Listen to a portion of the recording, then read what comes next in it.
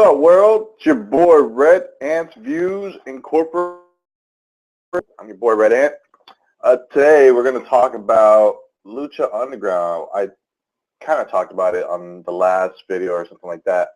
But let's go into it. Lucha Underground, if you guys don't know, I believe it just started on Thursday. It's on El Rey Network. I think it was an hour long. Might have been 45 minutes. I didn't actually get the channel. Here's the thing. I actually have DirecTV. I have like a million channels. However, El Rey, for some reason, channel 300 and something or other, is not available. So I either have to pay for it or I have to subscribe to another random channel, network, or whatever. But either way, I don't get it. So I had to find a way of getting it and stream the Lucha Underground first. I guess it's the first, what do you call, pilot episode or whatever. So we'll see. All right. So let's get right into it, guys. And then before we do that, I need you guys to just hit me up, hit the like button down there, subscribe if you're not already subscribed, share on any social media outlet. I want to just get out there, trying to see how far this thing can go. Yeah, and then at the end, if something intrigues you, something triggers some warrants some kind of feedback or whatever, give me a comment. So like, subscribe, share, comment, and that's the only 4 things I really need you to do. Everything else, I'm just going to bring some entertainment to you. All right, so let's get right into it. Lucha Underground. All right, so it'll be just what I saw. I'm just going to report a little bit of the aspects. The production, the promos, storyline, audience interaction, and then just the overall feel of the product. So as far as the intro, it started off with a promo introducing the Lucha Libre and, kind of like the background ancestry of how Lucha is a big deal in Mexico, and it's got a lot of heritage, and they take a lot of pride in all that. So they introduced that. They introduced the owner of Lucha Underground, which is, I believe it's Diego something. I wrote it down. I thought I did anyway. I forget his name. Diego. Crap. Oh, shit. Oh, wait, no, Dario Cueto? Dario Cueto. All right, so apparently that's the owner. And he is not, don't get it twisted, he is not Mexican, according to the announce team. He is from Spain, so that makes him Spanish. And I'm going to go into a little side note here for all you people. Just because somebody is a Hispanic in nature does not mean they're Spanish. To be Spanish, you have to be from Spain. So that's where Dario's from. He's from Spain. So when he said that one word, I forget what it was, he caught a lisp in there. It's because when you're in Spain, and I don't know if it's part of his gimmick or not, but when you're in Spain, they have a tendency of lisping at a lot of their words for some reason or other. I don't know. But according to the promos and to the commentating, Dario's from Spain, and he's got all that money. It looked like they were trying, like they were hustling people to come in and work their promotion or whatever. All right, so that's the intro. We know who Dario is. Comes in, shows off a briefcase with $10,000, I think it was, 100,000, I don't know. Just a pile of money in a briefcase. Whoever wins tonight, which is really weird, whoever wins that night wins that briefcase. So, yeah. I'm going live right now. Got the Florida game going on. So, give me a second here. All right. And I got information coming in. So sorry about that, guys. All right, so continuing on. So looking at the money briefcase, goes to the winner. leads to my first question. Is there a belt, title, championship? Um, and again, this is the first episode, so I get it. So from the very beginning, there felt like there was a storyline going on. So all right. So if you're watching it, for me at least, it captured my attention, and I'll tell you why. Because just from the very beginning, the promo was there. It started off as a vignette, and the credits rolled at the beginning, and it's a Mark Burnett production. So, and one thing that I noticed, like, there's a flyover right at the very beginning, all right, flying over whatever state they're at, right, wherever Lucha is being filmed at currently. So the flyover is there, and that looks like a reality show slash reality competition show, a la Hell's Kitchen, The Apprentice, things of that nature, where you kind of see the overall of where you're going to be at, then it kind of shows you the location, and then here you are inside the actual arena, or as Dario puts it, his temple. All right. So that's the feeling I got, some kind of Fox reality show, some kind of Fox competition show. That's what I took away from that. All right, so then introduce your commentators for Lucha Underground. It's, long behold, Matt Striker and Vampiro. Matt Striker, I don't know if you guys know, was in WWE. I think he was a backstage stooge, or I think he did announce. He did some of the, he was on a mic, so I guess that's what he did. And I think he was like on SmackDown or something. I don't know. And then Vampiro sounds familiar. And in full disclosure, guys, I'm not really into Lucha Libre. I've never really got into it. I never really had the option to, get it. Not so much as understand it, but actually get it on the channel and have it locally distributed. Except for, I think it's on Sundays on Telemundo, and that's like, if it's properly broadcasted, I don't know. So I don't really have a chance. So that's why I did want to get into this. This is a brand new series, so I want to get into it and see what the Lucha Underground had to offer. Plus, with all the drama with Alberto Del Rio leaving the WWE, or El Patron, or whatever he's going by now, Alberto Rodriguez, or you got Ricardo Rodriguez leaving the WWE. So they went over to like AAA, and I'm not sure if the same entity. I'll do my research on that, but I know he went to AAA, but I thought they were promoting him over in Lucha Underground. And then I did hear something about Rey Mysterio jumping ship and joining that promotion. So I don't know. So you guys let me know, comment, leave me a link, let me know, correct me if I'm wrong. All right. So moving on. Let's see. The temple. Let's talk about the temple. The setup, the audience. All right, so it looks like it's a set. It looks like it's a Mayan temple, right, or an Aztec temple. And no offense if I said that wrong. Don't jump down my throat. Don't blow me up on that. Just that's what it looks like to me. And if you have, just send me a comment, or hit me up at Twitter at RedAnt26. So the temple. Inside it looks like a temple. It looks like it's got the descending staircase, like you would see over in the Mayan ruins or whatnot, that got swallowed up by the jungle.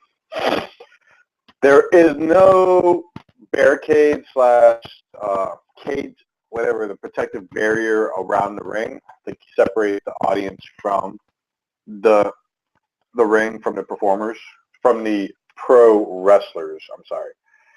Or if this was another world, the sports entertainers, all right? But these pro wrestlers, they're literally, you're sitting right here, and they're wrestling right in front of you if they come out of the ring. And it's a really big, wide gap between the ring and that first section, that first row. So it took some getting used to. I mean, it looks weird. I mean, most productions that I've seen have that, that protective barrier. So I'm not sure if that's what they were going for, but I mean, it works. I mean, nobody was taking shots to the head over on the actual stairs or anything. So those look like they were concrete. So moving on. Oh, excuse me. Oh, so Matt Striker, right, WWE guy. So one thing that stood out to me, he had this one comment. You're not going to find 6-year-old kids in brightly colored shirts jumping up and down here. All right, so clearly, and I think I saw that there was a TV 14 rating right at the beginning. And then on the side note, I caught AJ Lee on Friday Night SmackDown taking a shot at Devon Dudley. One of the Divas was wearing I don't know if she was taking a shot at him, but she was kind of dressed like a nerd, looks like Devon. So she did, looks like Devon Dudley. And if you guys don't know that Dudley, that Devon Dudley, the Dudley Boys, that was some kind of big deal with the Dudleys, Team 3D over in Impact, because of the rights to the name. So I think WWE stuck with that. So I don't know if that was some kind of dig at Devon and the Dudleys, but certainly AJ did say that. And then Matt Striker was definitely saying, taking a shot at John Cena and all his fan base as to the 6-year-old kids with neon-colored shirts jumping up and down.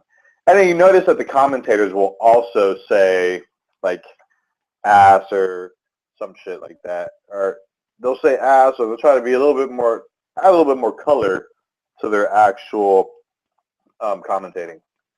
Which, if this is their first commentating, I get it. It wasn't terrible, but it wasn't spectacular. And I don't know if that has to do with, you know, the performance in the ring itself. Seeing as I really haven't seen these guys perform prior, I'm not sure if they're working too fast for the commentators to keep up, or if the commentators are just kind of that new that they can't really, they're not keeping up with the action. So they're actually intrigued by the action. They just forget that they're the commentators and they should be saying something. And I don't mind. I mean, I like to watch just in-ring performances, hear the crowd, and hear all that stuff. But if you're getting paid to commentate, I would guess you should be commentating, and not just saying stupid shit like over in WWE when Jerry and JBL, Michael Cole try to one-up each other, and they all sound like fucktards. Because at the end of the day, it's just Vince telling them each in their ear what to say. So they're all just ventriloquist dummies anyway. All right. So that was that. All right. So we move on. We talked about, all right, so let me just start checking off these three. We talked about the promo with Diego. Oh, no, we didn't talk about that. So let's get into the first match then. And then we'll come back to F. All right. Spoiler alert. Just so you guys stay tuned. All right, so the first match was Blue Demon Jr. versus Chavo Guerrero Jr. All right. I heard like 3 or 4 different pronunciations of the first name here. Blue Demon Jr., Blue Demon Jr., Blue Demon, Blue Damon Jr. So if the guy's a Lucha Libre wrestler and he's from Mexican descent, I'm going to go with Blue Demon, not so much Demon, because I don't feel that they would be saying Demon in Mexico.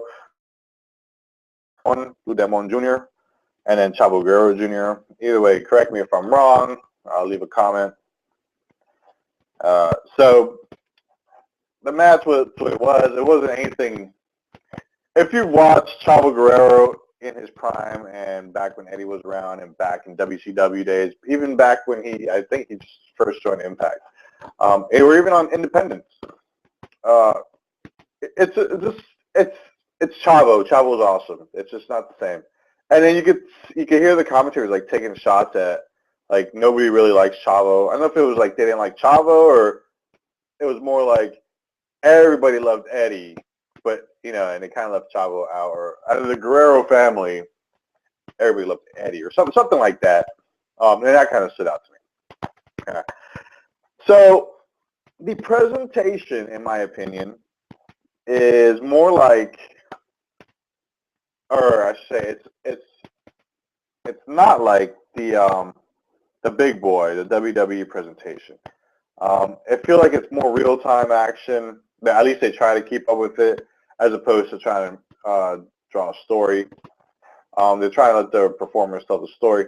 But again, they have a 45-minute window to fill. And, you know, that probably got cut down anyway. So they may have been a little bit quick on that. And it felt like they were just trying to call the moves, the action, and not so much seeing as it's the first premiere, there really are no storylines developed. So it's just a matter of introducing the product and what they can do. So hopefully, you know, they stay like that. All right.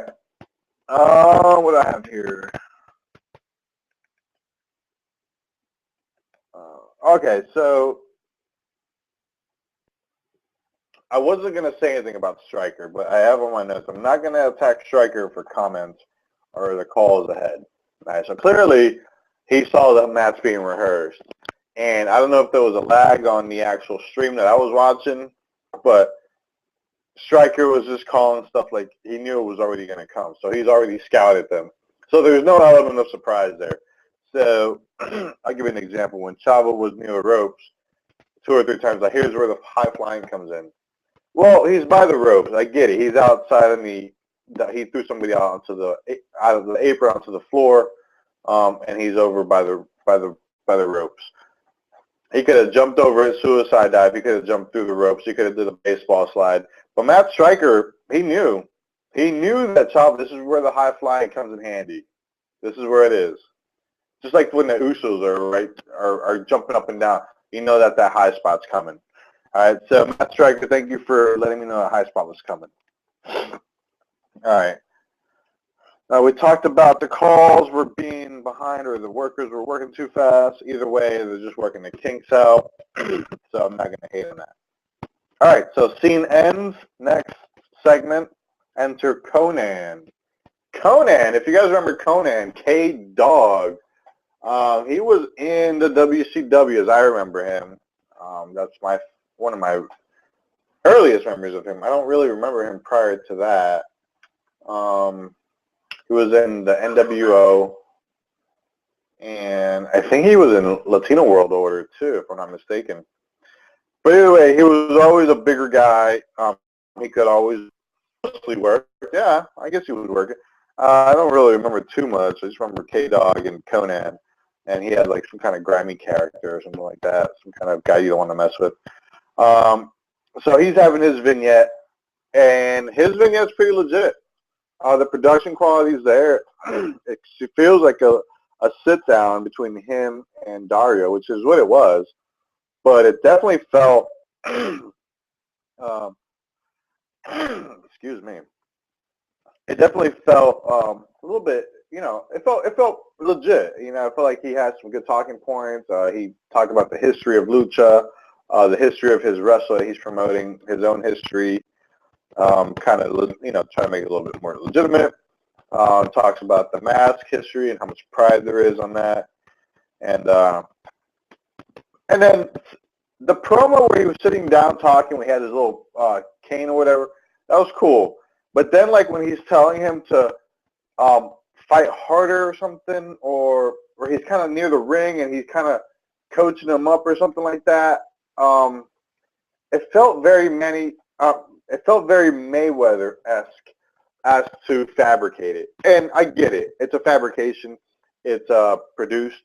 But, you know, when Mayweather was producing his 24/7, he was just, you know, letting you see what's cool, and then kind of like showing off for the camera. I kind of felt like that's what he was doing with promoting Prince Puma, like, fight harder, do, or whatever he was saying, like, do it like you mean it, or whatever. But that was that scene, and that scene, and we'll come back to that because he was promoting Johnny Mundo, who you guys may have known as, I believe that he was John Morrison on WWE. So, and then they say he was gone for 3 years from wrestling. Not sure if that's legit or not. I know he hasn't been on WWE programming in a while. Nor have I seen him on Impact. I haven't seen him on Impact in a while either. He might have been overseas, over in Japan. And that's the one thing. I don't really get New Japan Wrestling. It's really hard to get out here. Besides, like, I don't know, like I guess I have to download it or something. But I'd like to get more into that. See, because a lot of performers go out there, and they really say it's a different experience. I'd like to really get into that stuff too. And, did make some videos for you guys. All right, so then we got, let's see, Conan. All right, promo Mayweather. Got it. All right, it's 20%. All right, cool. So the next match, we introduced the Son of Havoc and Sexy Star. All right, Son of Havoc is kind of looks like Eric Rowan. He's got this big old beard, orange beard hanging out here. He had a mask on. And then Sexy Star was a female performer. They introduced both of them, kind of gave them a backstory. I think she had the backstory more or less. And thoughts? You guys have any thoughts on the male and female, male versus female on the Sexy Star and Son of Havoc? Only, I haven't seen that in a while because other promotions don't really do that. Impact does the TNA Knockouts. WWE has its Divas division, and then they have their rules where it's a mixed tag team. They can't interact. They have to automatically let the same-sex partner go in there and fight. So male, female. Not like during the Attitude Era when China was in there and she was beating up guys left and right, and she was taking titles, like the IC belt and things like that. And I believe it was Jericho that took it off of her. So interesting seeing that male-female combo there in wrestling. But Son of Havoc won that match. And if I didn't notice, Blue Demon Jr. Had Chavo submit some kind of triangle submission. It was pretty legit. Which and Matt Striker and did not have I don't think he had a name for the submission move. So you guys got to work on that. Even if you gave it a name on the fly, that would be a lot better than what would you call that? All right. So Matt Striker talks to his audience as if this is their first time watching wrestling. So he really dumbs it down. So thank you, Matt Striker, for explaining what a count-out is and how it works. Because if you hadn't have told the viewers that the referee was counting out and they may or may not count at the referee's discretion, what do you mean they may or may not count? It's either you're going to count or you're not going to count. And you're supposed to count for a count-out. So I'm not sure what you're talking about, Matt Striker. Unless the rules at Lucha Underground are significantly different, I don't know what the hell you're talking about. Either way, thanks for explaining the count-out rule and how that works at Lucha Underground. All right, let's see. It goes in my notes. All right, before we get into the main event was Prince Puma, who was really hyped up, and Johnny Mundo, also known as John Morrison, and other promotions. One takeaway, Lucha Underground. Heard a lot of Lucha chants. Lucha, Lucha, Lucha. You guys. So if you watch NXT, you will notice that when Sin Cara comes out with, and his name slips, Little Dragon Buddy. Damn, what is his name? All right, anyway. So when NXT Luchadors come out, that's what he does, the whole Lucha, Lucha. So, riddle me this. How long till they stop doing that? Or, you know what, I didn't watch NXT yet for Thursday. I'm going to do that later today, give you guys a review on it, and see what they do. If they even come out, because I don't think they even came out last week. I don't think they came out last week. So we'll see what they got in store, because they were the champs, so no spoiler alerts here. They were the champs, so I don't know if they've lost. I don't even know if they competed. So I'll look into that, and then we'll see how long before they pull that Lucha chance out of the WWE, or try to sway them, or I don't know what. You know how the WWE likes to censor their own viewership. All right, cool. So let's get into. Let's get into the main event then. The main event has Johnny Mundo and Prince Puma. Prince Puma is talked about his heritage, how he's straight up bloodlines to some kind of tribe that was one of the competitors back in the day.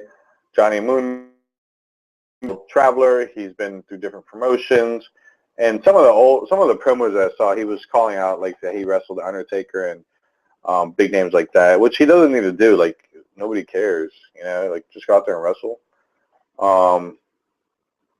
I'm trying to fix that light for you guys.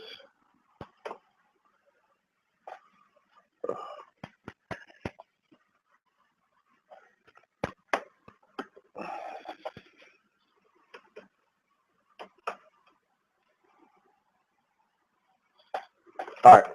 So anyway, I digress. So I can't be wasting time on that. All right. So back to Prince Puma and Johnny Mundo. Johnny Mundo.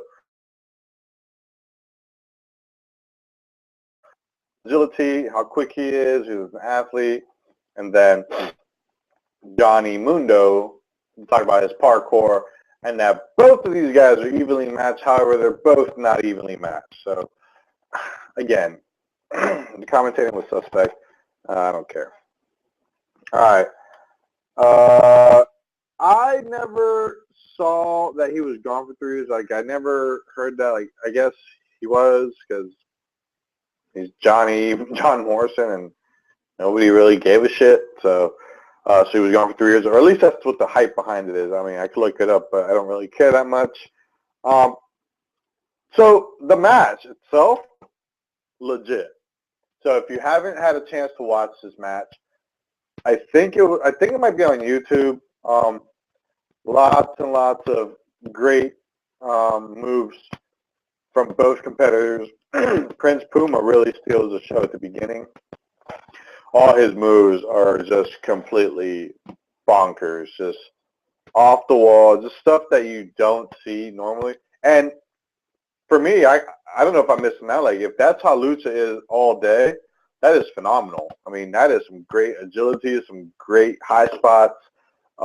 Just the in-ring work is just phenomenal on Prince Puma's behalf, and I guess in Johnny Mundo's behalf as well. They got those guys really sold it, and the crowd was into it. And that's one thing. Let me get into that real quick.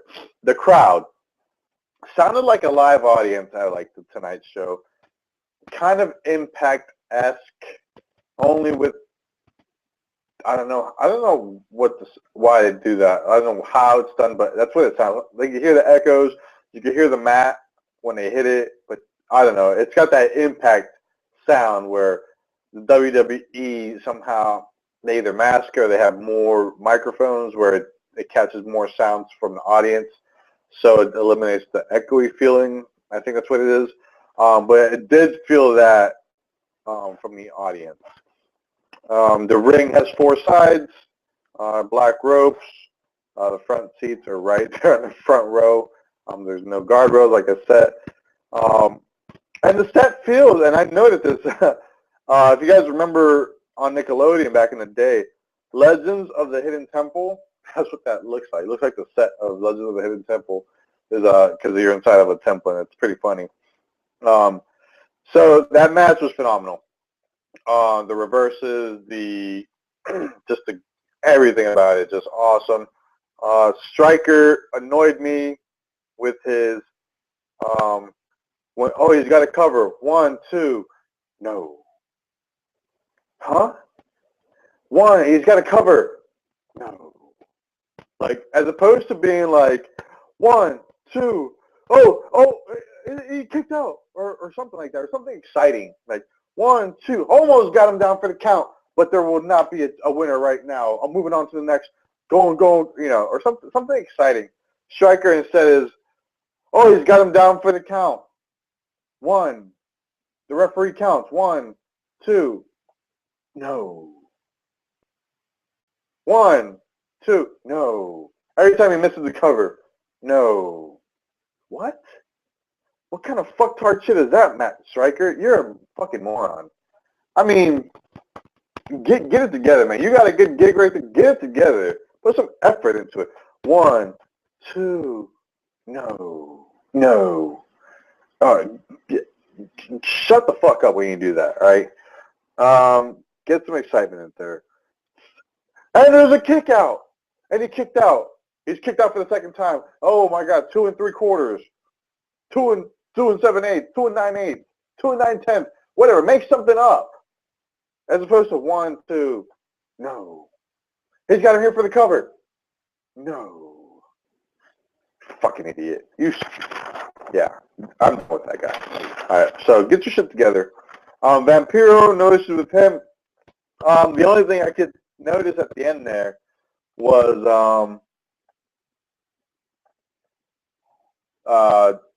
they kept on calling for Johnny Mundo's End of the World. Okay, and this was annoying too.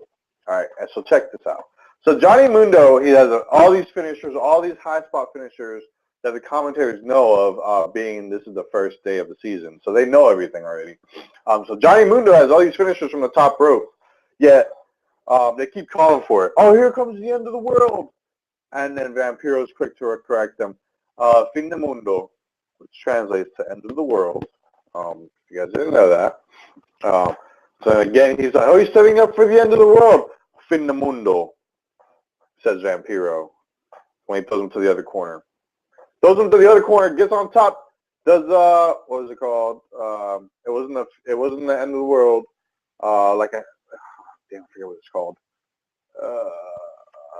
All right, we'll move on. But again, and the world, no, Matt Striker says, fin de mundo, says Vampiro. So at some point, I guess he finally hit it, and it's the end of the world, fin de mundo. And I don't even know if he pinned him after that. I was so annoyed by them trying to set up the finisher that they were, as opposed to letting Johnny Mundo and Prince Puma set up the finisher and kind of go through their spots and get their shit in. They're calling for it. They're asking, oh, who gives a shit? Let it happen organically. Stop calling for it and giving the shit away. Like, oh, goddamn. Sheesh. All right. So that was the last match. So they only had 3 matches. Pretty legit. Not too bad. I didn't really care for the well, I guess they were all right. The last one was great, though. If you haven't had a chance, like I said, just check it out. Even if you're not into Lucha, that's a great match to look at. Excuse me. And here's Matt Striker. If you don't know about Lucha, do some research. There's a lot of stuff out there on the internet. Get your research on. So it's a great point there by Matt Striker. Probably the best thing he said on the night. Everything else he could have summed up by shutting the fuck up, because I don't know what the hell is wrong with Matt Striker. Vampiro, former wrestler maybe? I don't know. I'm going to look up on Vampiro to see what he's done. But no issues with him. But Matt Striker, you need to get your shit together. You come across like you are bored and you are annoyed to be there, and you're better than this, and you know everything. Well, guess what, Matt Striker? You know it all because you fucking are the commentator, and you get to call it because you get to see them rehearse. All right? So don't act like that. Don't act like you weren't some backstage goon at the WWE holding the fucking mic up for everybody else so they can talk shit to you. All right? So you need to go out there and deliver. You need to go out there and be the best commentator possible. I mean, you ain't no Michael Cole, and that's not saying much. You definitely ain't no Jim Ross, right? You ain't no Joey Styles. So you need to get your catchphrases together. Stop giving the match away. Stop calling for the high spots. Stop calling for the finishers. Call them as they happen. Don't anticipate them happening, and then ruining everybody's freaking or just spoiling the finish for everybody. Oh, here comes he's setting up for the end of the world. No. He's setting up for the end of the world. No. Oh my gosh. All right, so in conclusion, we talked about Lucha Underground on its debut show. Blue Demon Jr. versus Chavo. Chavo lost to a submission. And here's a side note I didn't talk about, so let's talk about it real quick. The promo with Diego and Chavo was pretty fun. He had Diego. No, did I write that wrong? Dario, I think. Dario or Diego? Dario. Straight up salt in the wound. Salt in the wound for Chavo. He calls him out. What would your family think? What would they say about this? What would they say about that? You tapped out, blah, blah, blah. So now he has to get another competitor to come in and take care of Johnny Mundo, because Johnny Mundo is unstoppable apparently, because they brought him in to Lucha Underground to be taught a lesson, because Johnny Mundo is this world-renowned guy who thinks he's a shit. So Dario wants to make it a point to kind of bring him down a level and kind of check him. So that was the whole point of having Chavo in there, to kind of, I guess, have a match with him at some point. But, and I couldn't tell if this was a tournament going forward, because at the end, and I watched it twice. As I remember the first one, I didn't watch the end the second time. Johnny Mundo was shaking hands with Prince Puma at the end there, and then he ended up getting jumped or something by the goon squad from Dario, and he never got the money. So surprise, surprise, he didn't get $10,000 at the end of the first show. So at least it's built up to like at least some kind of tournament or something of that nature where they can actually graduate towards a $10,000 goal, or maybe that turns into a belt or some gold at some point. Because literally right now it's just money in the bank, or money in the briefcase, I should say. So, yeah. Besides that, guys, we got, I think pretty much that covers Lucha Underground. You guys have any questions or, comments, leave them down below in the link. Make sure you guys subscribe to my video. Tell me how I'm doing. And if you're new to this, I am too. I was doing my fourth video or something like that, so I'm trying to stick with the name Red Ant Views Incorporated. I am Red Ant. So you guys just do me a favor, like, subscribe, share, comment, and come back and visit me. I think the next video I'm going to do will be an NXT review for this week. I haven't watched it yet, so I'm going to go ahead and watch that. The Florida Gators are playing today, so might be after that. We just scored 7 points, so we'll have to probably wait on that. So later today, I'll probably do a review. I'm trying to get a few buddies in to maybe do a hangout with them. A couple other people that I know across YouTube world where, they got their own channels and stuff, but I like to, do some crossover stuff. I'm a big geek about, wrestling and just football and just, television series, seasons, premieres, comics, comic books, things that suspend your belief or disbelief or something like that. Just having fun. So I'll try to get all that going, guys. But again, this is your Lucha Underground review for Thursday. What date was that? The 27th or something? 29th.